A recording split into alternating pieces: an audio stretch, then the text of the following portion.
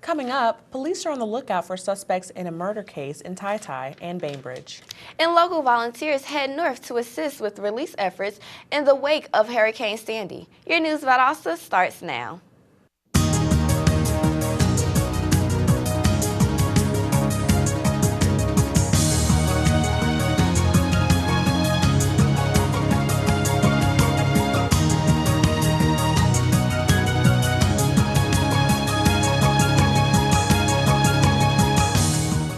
Welcome to News Valdosta. I'm Naya Earp. And I'm Tiffany Taveras. A body was found in a vacant lot in Tai this weekend, and the prime suspect in the case is still on the loose. Police are on the lookout for 32-year-old Adrian Lamar Golson. He's suspected to have shot the victim after an argument. The incident was reported by the authorities to the neighbors. Warrants have been issued for Golson, who is allegedly on the run from the law. Anyone with information about the case is encouraged to contact their local police department. Hurricane Sandy continues to ravage the northeastern coast today, and while residents in South Georgia are relatively out of harm's way, some have chosen to take a trek north into the storm to help with recovery efforts. Volunteers with the American Red Cross and workers with Georgia Power left Monday morning to assist with relief efforts. These volunteers have been stationed in safe areas from North Carolina to Virginia to wait for the worst part of the storm to pass. All travel to and from the more populated northeastern cities have effectively been cut off until the storm passes. Once it is deemed safe, these volunteers will move into effective areas to pass out much-needed supplies and hurry to reestablish power. The American Red Cross has already sent 1,200 volunteers to be ready for duty. Wind gusts from Hurricane Sandy are causing hazardous effects even in the south and was seen Monday afternoon at a Barrow County daycare. 2-year-old Tripp Halstead was playing on the playground when a large limb fell, hit a fence, and struck him in the head. Firefighters say it was a freak accident and are glad that the limb that hit the fence first. Halstead is in critical condition after undergoing brain surgery and has been flown to Children's Healthcare of Atlanta. Police are on the lookout for 22-year-old Dorian Goss, the prime suspect in a recent murder case that occurred Sunday in Bainbridge. 27-year-old Aaron Flounders Jr. was found outside of the local Shrine Club Sunday night by a Bainbridge Sheriff Department. Flanders had been stabbed and was bleeding excessively once first responders arrived on the scene. He later died due to his injuries. Witnesses said they saw Flanders and Goss arguing prior to the incident, and police have tagged Goss as the prime suspect in the case. Police are now on the lookout for suspect, and the case is still under investigation. This past weekend, tragedy struck Moody Air Force Base when a senior airman was pronounced dead after an apparent suicide in his Valdosta apartment. Senior Airman Jordan C. Bordelin was a part of the 823rd Base Defense Squadron at Moody. Saturday morning, an ambulance from South Georgia Medical Center responded to an emergency call and found Bordelin in critical condition. Authorities say he shot himself. Bordelin was taken to SGMC for treatment, then rushed by ambulance to Tallahassee for critical medical care. The 22-year-old airman was pronounced dead while in transit to Tallahassee. Moody Air Force Base released a statement Monday expressing their condolences to Bordelin's loved ones. Coming up, early voting in Lowndes County sets new records. And the Lowndes County Industrial Authority is continuing with its lawsuit against Wiregrass Power. Stay with us. So I just moved in with this family, and it's embarrassing. The little one, he likes to go outside and crawl around in the giant litter box. I don't know what he's doing. I mean, I was born and I knew how to use the litter box. Look at that. That's disgusting. Oh, poop already. You're making me nervous. Oh, okay, I can't look at this anymore. I really hope he grows out of this, for his sake.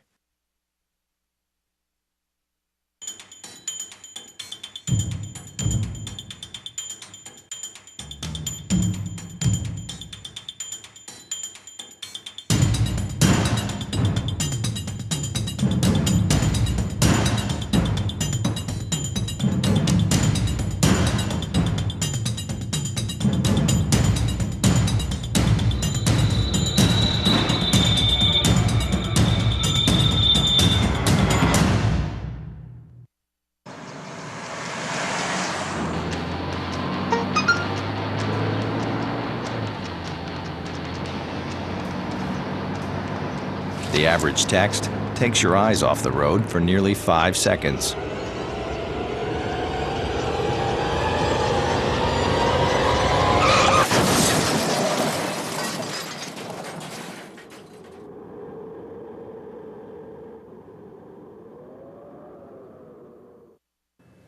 Welcome back to News Valdosta. I'm Tiffany Taveras. And I'm Naya Erb. Wiregrass Power LLC is coming under fire today as the Valdosta Lowndes County Industrial Authority is pursuing a lawsuit against them for land ownership rights. The lawsuit states Wiregrass Power tried to exercise an option in its contract with the Industrial Authority to purchase a 22.2-acre plot of land after it had already defaulted on the contract. Wiregrass is claiming they have the right to purchase the land under the contract, while the Industrial Authority is claiming they didn't meet construction requirements, so the contract is now void and ownership should return to them. According to Lowndes County election officials, over 16,000 people have already cast their ballots during early voting at the Board of Elections. While early voting is now over a time span of 21 days, there are more than 1,000 early voters each day. Although the total is estimated to reach 25,000 later this week, no one has waited over 15 minutes to vote. This is the last week of early voting before Election Day. Many local voters are eager to participate in the process.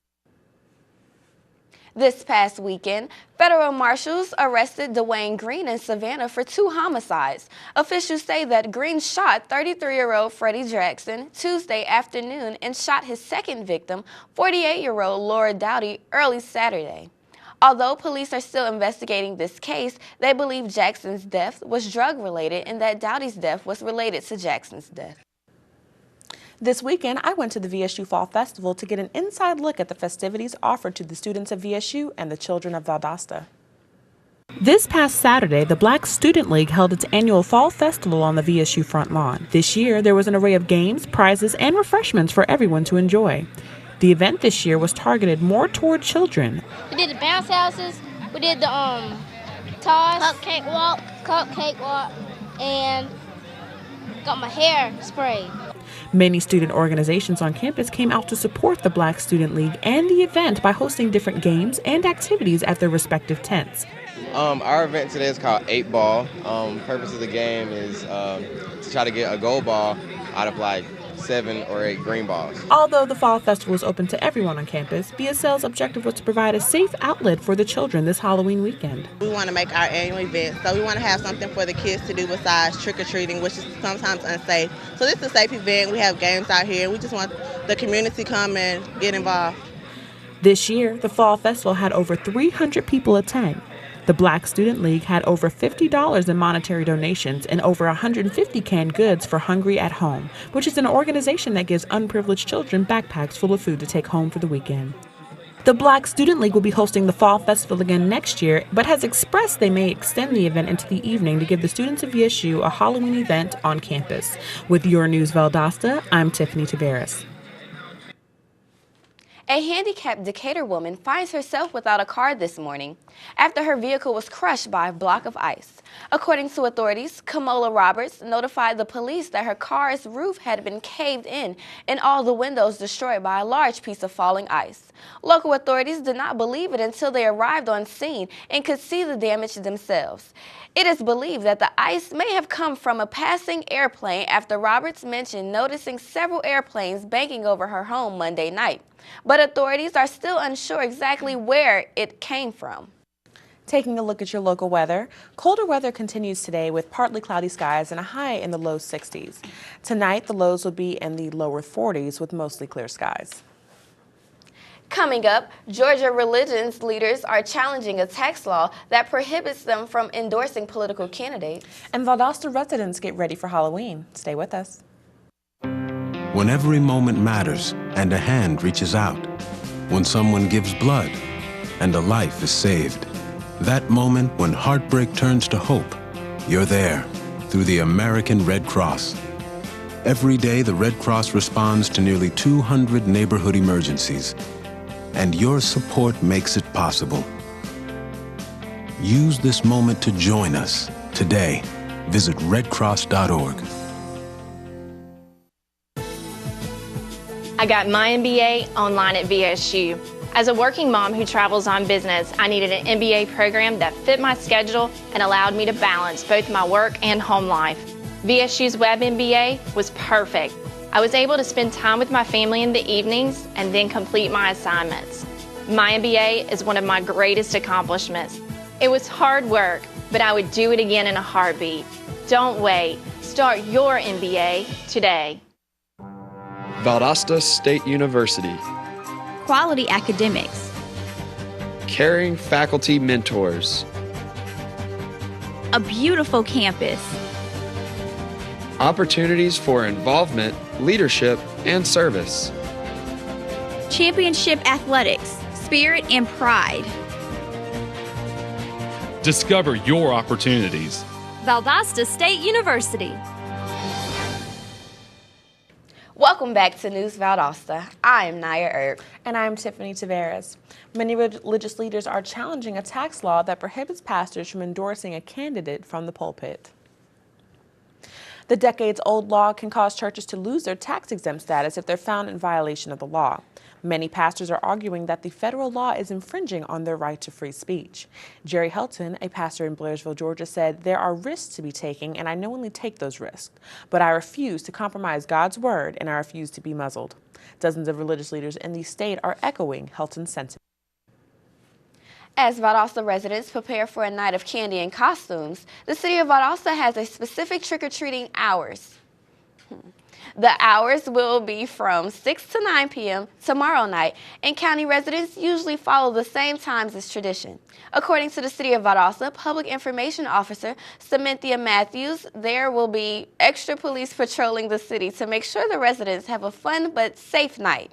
The city also informs parents to take extra precautions, such as having the children walk in pairs, inspecting all candy, and putting identification on their children in case they get lost.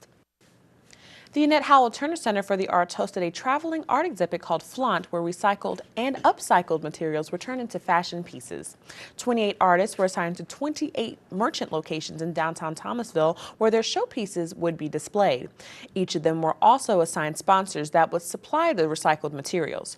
During the opening, the models walked the green carpet and stood like mannequins on tree stumps to showcase the pieces. The Annette Howell Turner Center for the Arts will hold a reception from 5 to 7 p.m. Monday, November 5th, that will introduce 5 new artists, the new children's art exhibit, the annual Show Village display, and the Flaunt exhibit. Flaunt will remain in Valdosta until November the 13th, then it will travel to Albany. Valdosta's Animal Welfare and Humane Society will be holding an animal health fair this Saturday. Lowndes County hopes to make this an annual event based on the turnout. You can go to the Civic Center off Highway 84 to learn more about how to care for your pet, find opportunities for vaccines, and even adopt a pet. Admission is free, but you may want to bring $5 for sandwiches and drinks. Thanks for watching News Valdosta. I'm Tiffany Taveras. And I'm Naya Erb. Have a good day, and we'll see you next time.